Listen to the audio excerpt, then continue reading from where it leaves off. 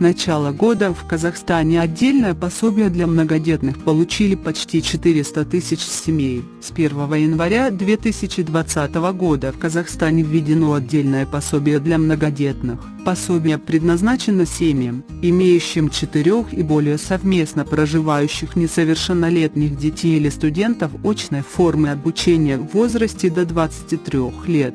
Вне зависимости от их дохода, размеры выплат зависят от количества детей, от 44 448 тенге, где 4 детей, до 77 784 тенге, где 7 и более. Это пособие уже выплачено порядка 392 тысяч семей. Однако существующие правила несколько ущемляли интересы определенной категории получателей пособия. Ведь семья с 16 детьми получает столько же, сколько семья с 7 детьми. Для устранения дискриминирующего фактора главой государства 13 мая текущего года был подписан закон, который установил отдельные размеры пособия для семей, имеющих 8 и более детей. Так, для семьи с 8 детьми пособие установлено в размере 88 896 тенге, с 9 детьми – 100 008 тенге, с 10 – 111 120 тенге,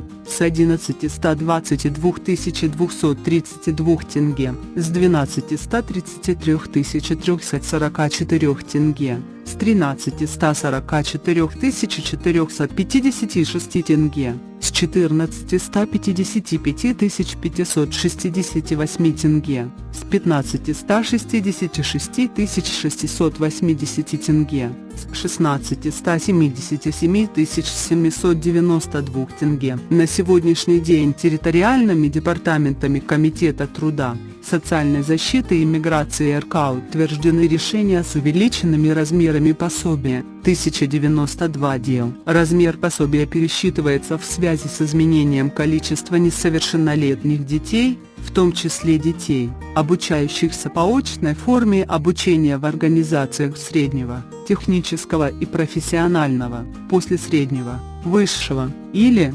послевузовского образования после достижения ими совершеннолетия до времени окончания организации образования, но не более, чем до достижения 23-летнего возраста. Уже с 1 июля 2020 года многодетные семьи начнут получать пособие с измененным размером.